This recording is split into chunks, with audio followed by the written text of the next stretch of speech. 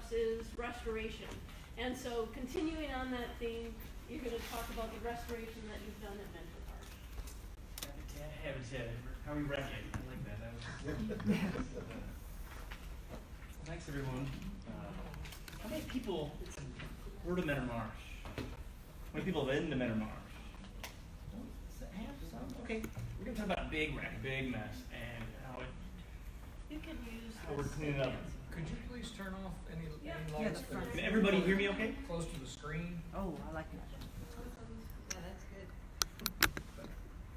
good. Everybody hear me all right? Yeah. Sometimes I mumble, so and I ramble and all that. Is this the one that changes that? All right, so I know I'm going to back you guys right up into lunch, so I will try to talk fast. So Mentor Marsh is the third biggest marsh along the Lake Erie shore, either side of Lake Erie. So in Ohio, it's McKee Marsh and Ottawa refuges are the only two bigger marshes. And so here it is. It's in Mentor, surprise, and that's over in northeast Ohio. So it's about a half an hour east of Cleveland. It's about a half an hour from the museum. You having a hard time hearing me? So it's an abandoned river channel of the Grand River. The Grand River is another amazing river. It's the healthiest river entering Lake Erie either side. It's got the highest diversity of fish and mussels entering either side of Lake Erie. So here's the Grand coming through there, and about 3,000 years ago it broke free. It pushed into Lake Erie. This is Lake Erie right there. And high lakes and low lakes. Lake Erie goes up and down an inch a month for 6 months. It goes down an inch a month for 6 months, and right now we're about at the peak of that. And if you've been listening to the news and catching it, every about 15 years it gets even bigger cycles. So now we're at a really high. We haven't been this high in about 33 years. So that's gonna it makes working in the marsh pretty tricky. But the marsh is about 850 acres. It's about 4 miles long. It's about 12 miles of perimeter. And this is the Mentor Marina lagoons there. That was an Audubon project as well. And here's some old lantern slides. Is that really blurry? Yeah, look at the type though, that's what you want to focus. That's as good as it gets. This is an old lantern slide that was painted. And same thing here. So it was an open marsh, plants grow out of the water, some trees grow out of the swamp forest, but mostly emergent marsh back in the 20s. Not sure why it's so blurry.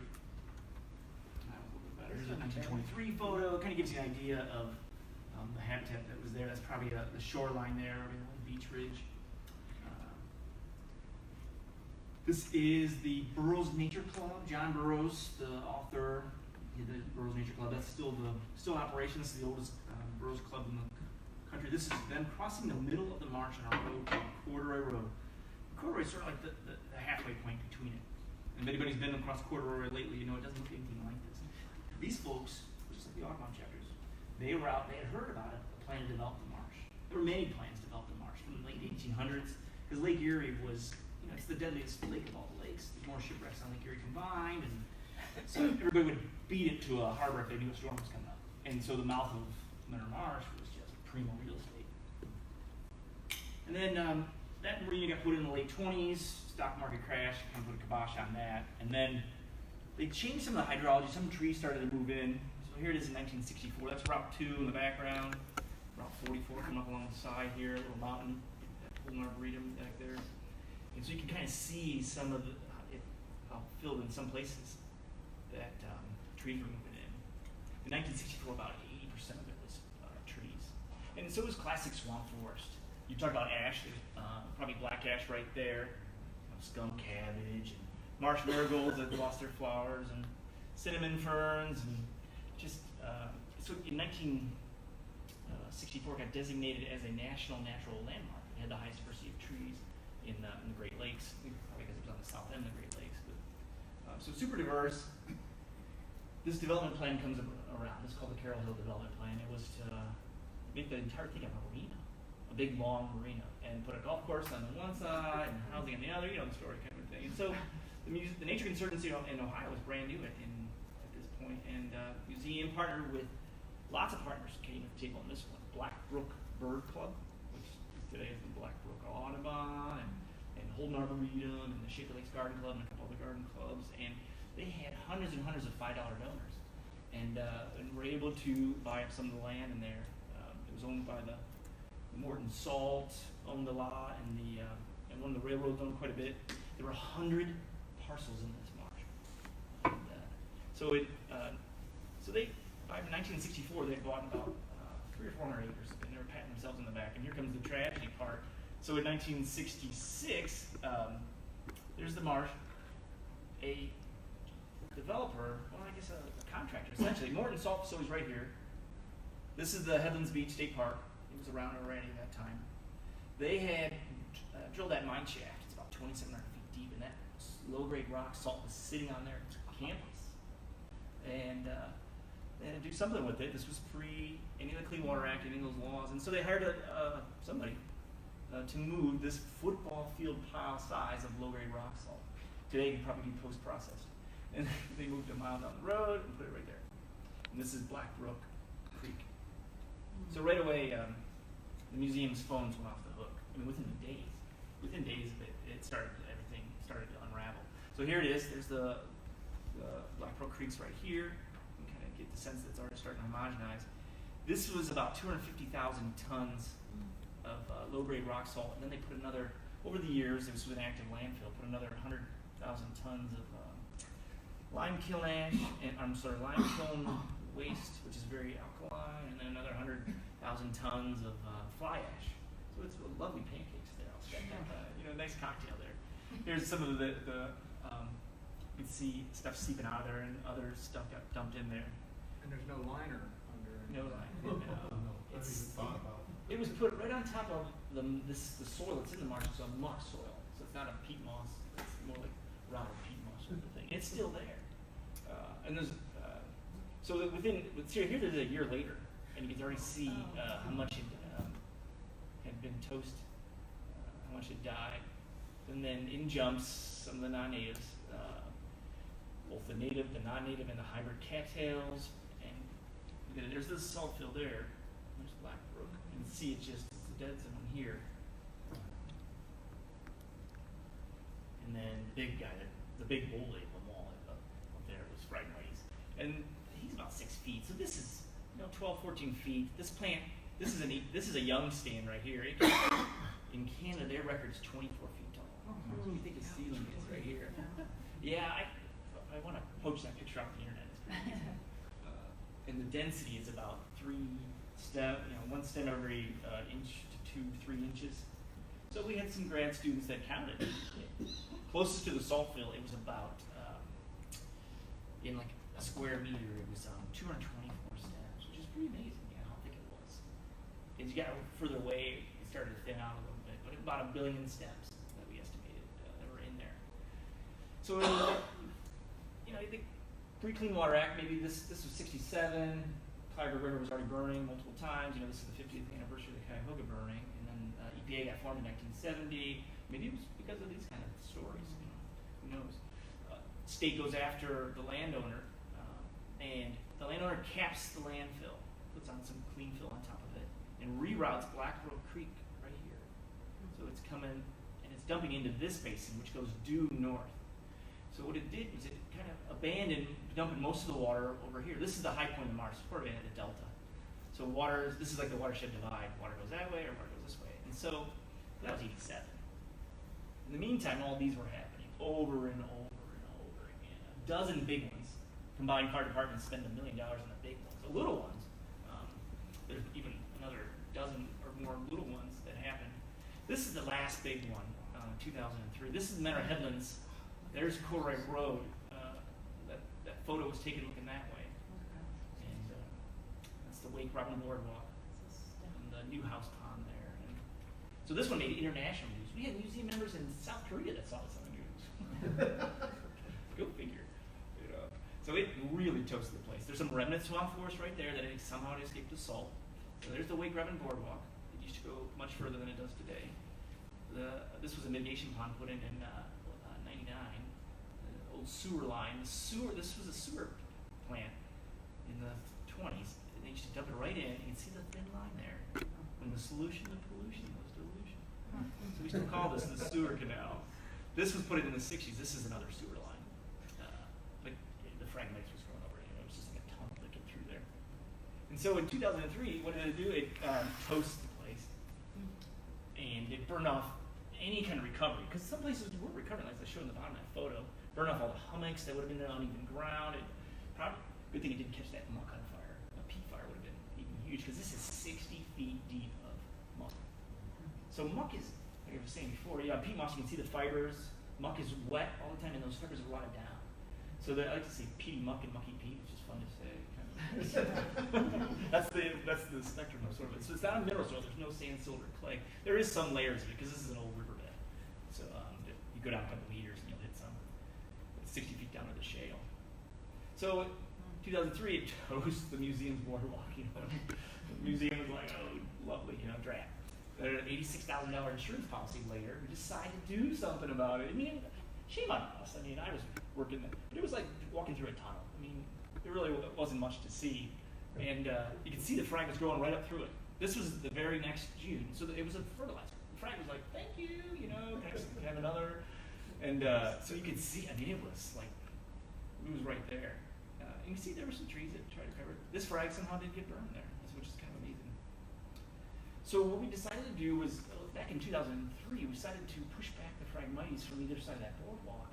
And back then we used brush cutters. This is like an overpowered weed whacker with a circular saw blade on it. Today they're really common. And when we did that, look at that density. All these native plants popped out of the soil seedbank. These are umbrella sedges. There's some blue vervain there. Maybe it's hard to tell.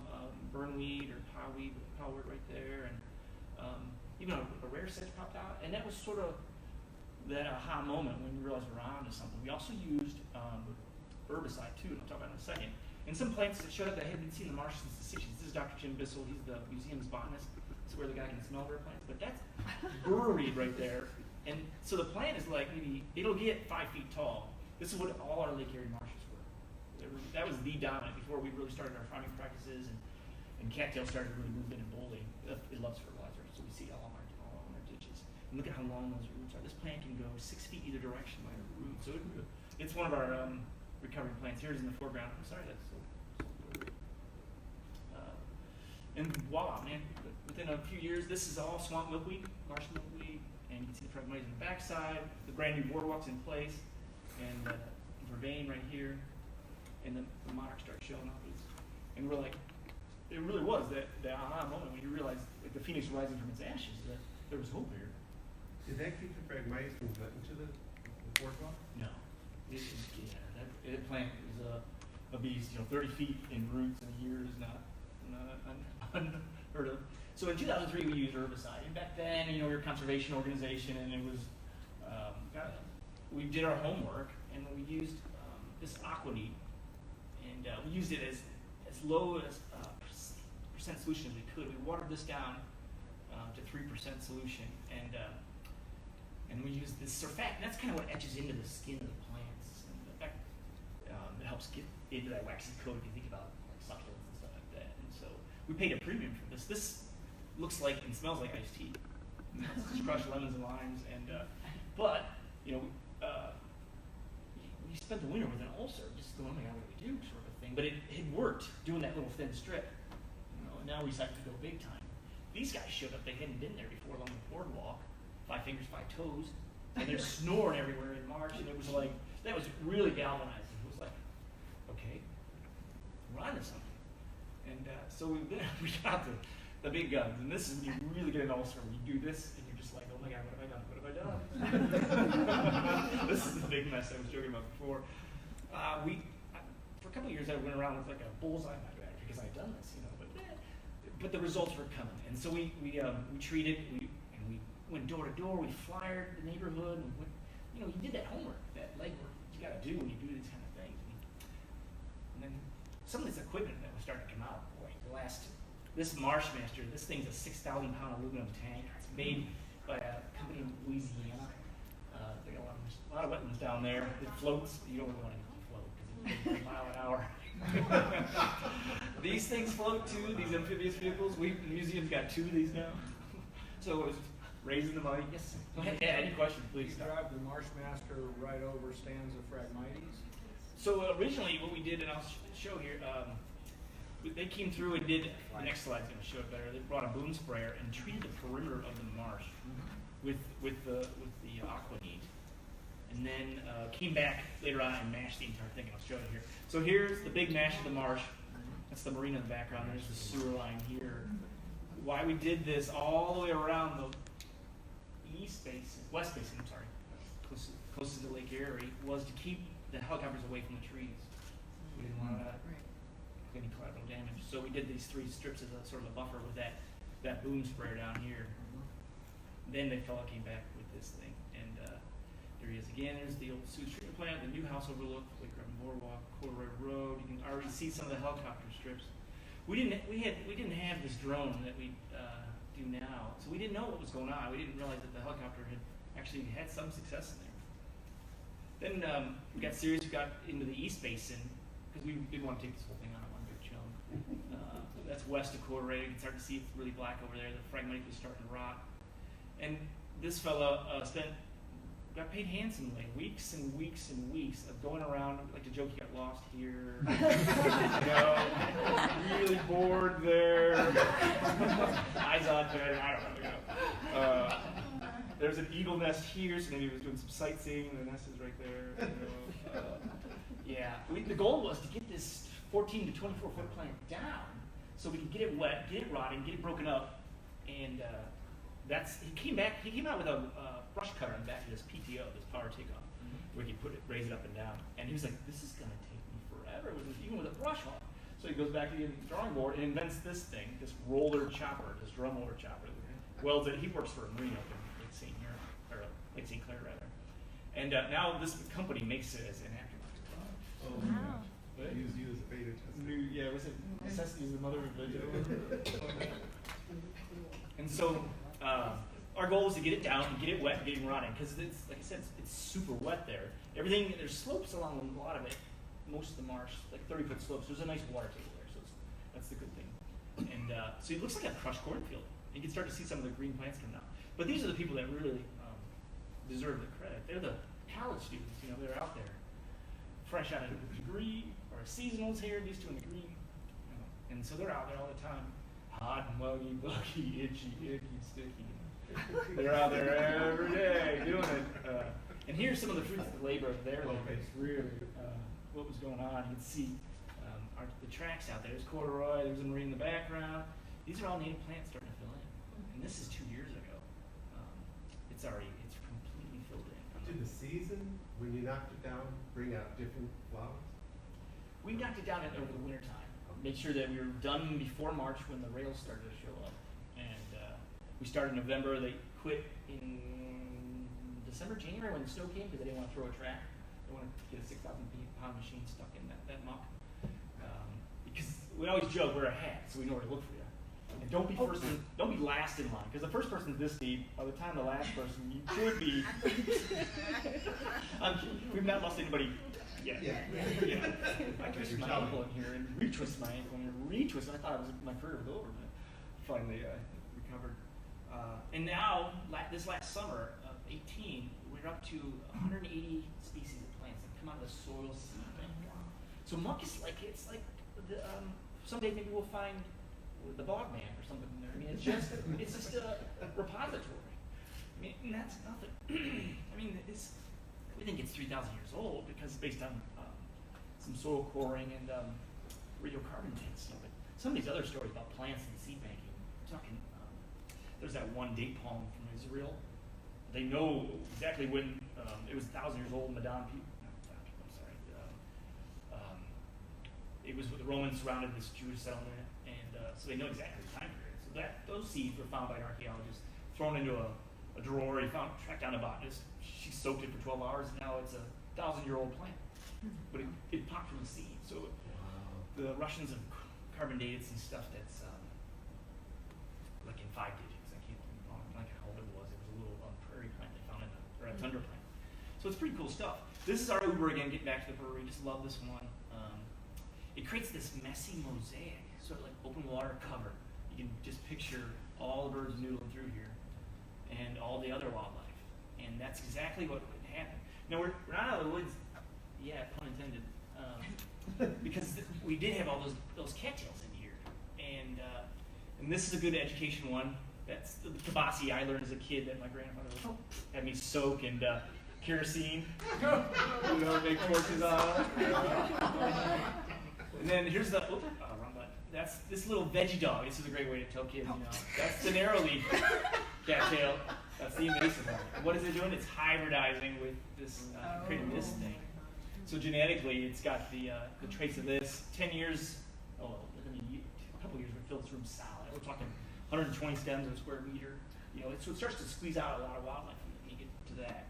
A lot of managers weren't managing for this. They were managing for Phragmites because they were saying muskrat can eat this. Well, yeah, it's true. And you do your restoration efforts, but just be careful because these guys will come right back at you.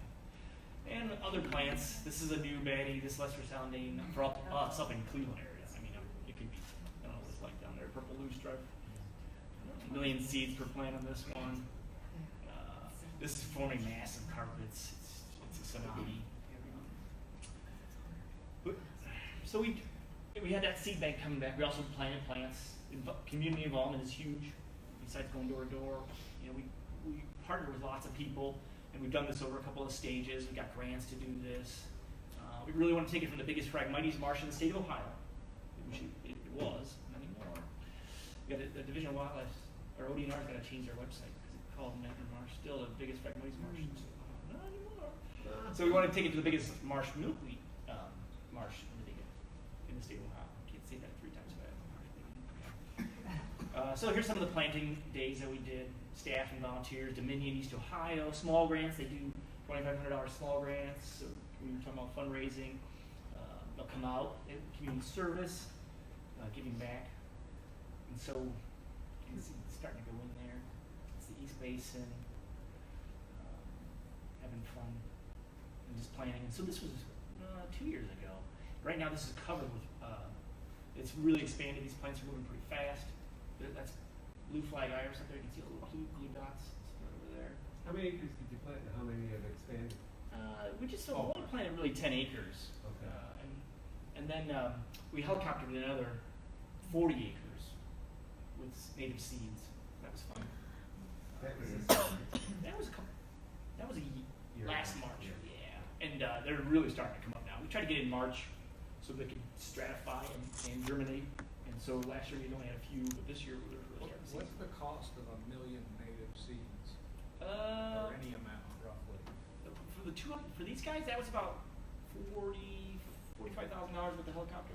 Helicopter was about $6,000, and about $40,000 or so in the seeds. Burns Conservation Seed is a company right across the border in Newville, PA, and it's all local genotype. We really try to,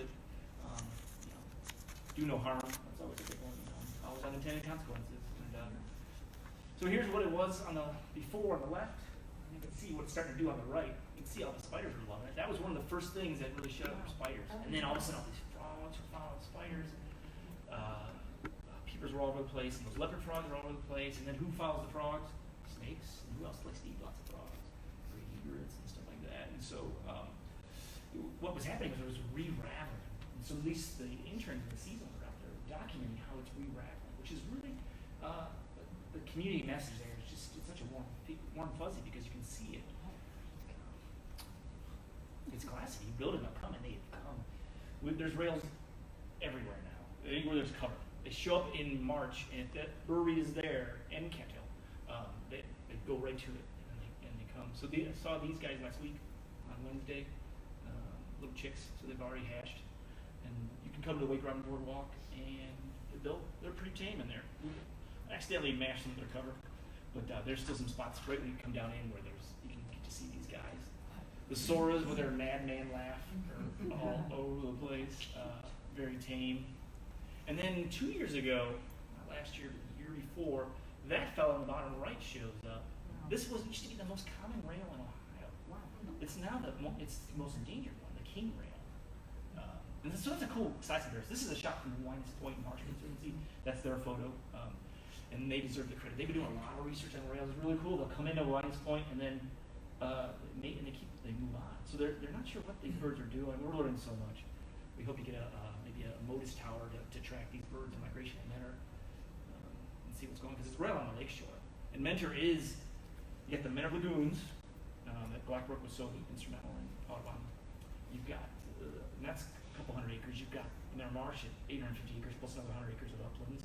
And then you get Mentor Headland State Park. There's more birds on Eber, according to Eber, it's in that Mentor area than at McGee.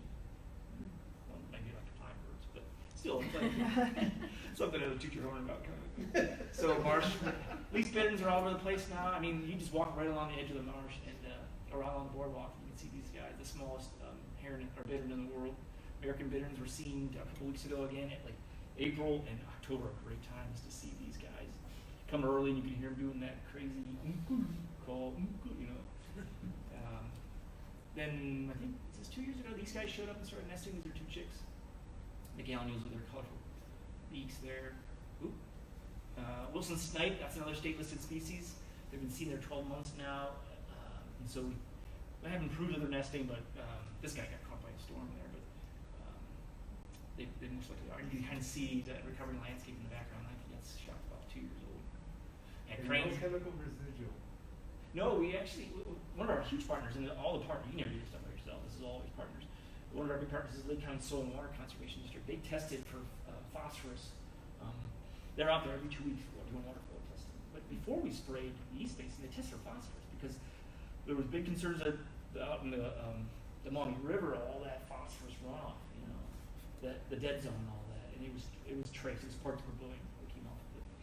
So it was because that no good deed goes unpunished. There's always unintended consequences in everything we do, especially in restoration. We had a crane last week, a young one with kind of a grayback, so that's interesting. I don't know if it's the first year. Hundreds and hundreds of ducks. We planted 2,500 buttonbush live stakes, 4-foot stakes. Those are great volunteer days. You just push them in the ground 3/4 of the way or halfway. Shoveler was there 2 weeks ago. We were so hoping they would stay in there. But the habitat's not quite there yet. They need more cover. It's still, the Phragmites was 4 inches thick when we pressed it in the West Basin. It takes a while to rot. Phragmites in the East Basin is 9 inches thick. So we just got another big grant, and we're going to have that guy come out and mash that frag, just to kind of speed it up. These guys, the short-eared owls, come out in April and October. Cooter there, they might be nesting. Marsh hawks are the northern harriers, especially during migration there. These guys, we got chicks now last week, 2 weeks ago, and this might be a first nesting record. So every year something cool. 3 years in a row we've had yellow-headed blackbirds show up. Wow. This year they stuck around for a while. The last 2 years they'd show up in April, and the red-winged blackbirds would just pummel the poor thing. These guys have been here, I think, 10 or 11 years. We have our Eagle Fest. We get 400 people out on the trail to see it. It's a big day, like a Mother's Day weekend. The other wildlife are loving it too. Had river otters there now 2 years in a row. Beaver, muskrats are trying to build huts, and that's great because a lot of birds have muskrat huts. They like turtles, though that's not so good. We'll get to that. Coyotes are there. They're keeping the Canada geese at bay because the Canada geese love this program. You know, but we've gotten produced owl eggs, and we're doing it. And then the mink was there all along. These guys are really loving the program because all those eggs, all those rail eggs, and you know, it's a smorgasbord, yeah, for sure. And then speaking of unintended consequences, we had it's a coastal marsh. This is where Marsh Creek comes out into the marina, and then the mouth of the lake is right over here. And you can see some of the buttonbush. This is in late March, early April, so buttonbush doesn't leaf out yet. And Cleveland Metro Parks has come in. I think this is their 4th year in a row for electroshocking. And we had about, internally, that's the museum creators in about, I think, 18 or 19 species of fish. Now we're up to 24. And the new one was Yellow Perch fingerlings. This is a little bit big for fingerlings, but they're using it as a nursery. So that's a huge success story. Didn't you? That's really cool that they're coming in, and now the habitat is starting to recover. Marshes are pretty rough environments, low oxygen, they get anoxic, and you gotta be really tough. And so that's Mike Durkalek with Cleveland Metro Parks there, and that's a spawning pike. She's dripping eggs. And turns out that you didn't know these guys were here. She was born there. They have site fidelity, so she's coming back. Look at those chompers on there. The other cool fish is the bowfin. That's a prehistoric fish there. I had to show the skeleton shot of that one. It's just really cool. They can handle those low oxygen environments. They can breathe through their gills and their swim bladder. Just lots of cool stories. We used to have these guys. 1983, Dr. Tim Matson saw the last one there. And then this hasn't been seen since the 30s. This was the last big records were by Roger Kahn. He wrote a field guide to reptiles and amphibians. He was a Toledo Zoo curator. I mean, Ohio's got a really famous history when it comes to herpetology. A lot of big names like that. And he said nothing noteworthy about Northeast Ohio when it comes to herpes, except for one notable exception. It was Mentor Marsh. He had never seen so many Blanding's turtles. He put his binocular up and it was a sea of yellow necks. Oh, wow. Isn't that pretty cool? So we got some funding. We're digging shallow pools, like, and hoping to get these guys back. We're doing some head starting work with these guys at different preserves, and so maybe someday they'll come. Like I said, you never do this alone. So grants, lots of grants. Cobble. You got private foundations. You need a match. And I got a state grant, or I got a federal grant, or I got public. They love a single partnership. That's the next thing out there. So these are just a sampling. We just got a grant for $900,000, and we're going to get another one for $150,000. So we're over $2 million already. It's just a long-term project. When you invest in something like this, it takes 10 years. NRCS, the Natural Resource Conservation Services, this year the Farm Bill doubled the amount of money for wildlife, 10% for wildlife in the budget. Usually get application in October. Audubon would be great for that. Soil and Water Conservation Districts are always a great partner. Sustain Our Great Lakes is a big one. They've donated, got 3 grants through them. We also looked into looking at trying to turn that Phragmites into a biofuel. Miss Sakura, I don't know if anyone knows. She did a lot of research. We harvested whole 10 acres to see if it can be used. Can't burn it; it's too black. But you can definitely get gas off it. Local foundations and federal initiatives, always good to support those kind of things. CWMA is out of Linus Point. The Partners for Fish and Wildlife has these small grants. That's another one where you guys are the landowning Audubons would be eligible. You guys are considered 501c3 nonprofits. The museum is a 501c3 nonprofit. We have local foundations and there's the Dominion and on and on. So cobble for sure, and lots of partners. There's a lot of companies now that are into what we call IVC, invasive vegetation control, data resource group, and smaller ones you're getting around. Weeds incorporated weed management, Crowley's weed management, on and on. So you just can't. I mean, this could fill a page with the amount of people that have helped out for sure. So, and then I'm done. I invite you to come to the Nature Center. It's on Corridor Road. It's those are the hours on it. Guided hikes, web pages. I mean, it's just the number of birds have exploded. So very good. So any questions? 3 things. They have a great eagle weekend there. They just had it, and it's phenomenal. They bring a bunch of people in, experts, and they take you on you walk to mile hike to the eagle nest. Don't get me wrong, we've all seen eagles, we've all seen their nest, but these people here on that eagle weekend. The 2 questions I have. You had also gotten money from the courts. Can you tell them a little bit about that? Oh yeah, that's good news. So this talk is he's updated.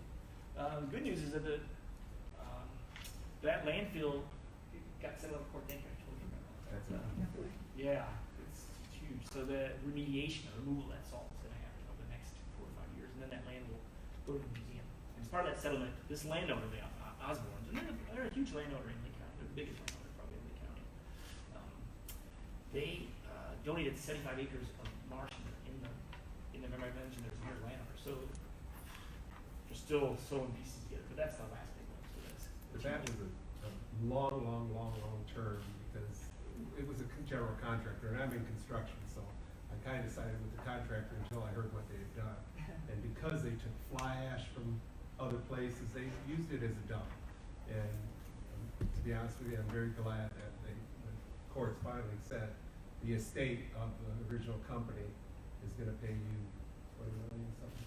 They gave $10.6 million to the state of Ohio to remediate that. It's like, we're done. Yeah.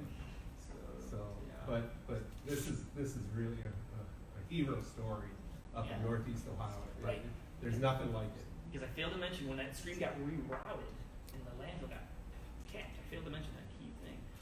When it burned in 2003, it was all, we had the water tested, and that it was all fresh water west of that landfill. Like salt doesn't bind, so it can't flush through over those 20 years or so since 1987 to 2003. Not that many years, but so that was the good news. It was sort of like, that was that hot moment. There was hope. That's a really important message that I dropped the ball on. But East Basin, it's still a little bit saline. It's not brackish, but it's not freshwater either. So plants are growing in there, but they're just growing slower. And a lot of those plants that first popped up are very saltwater ones.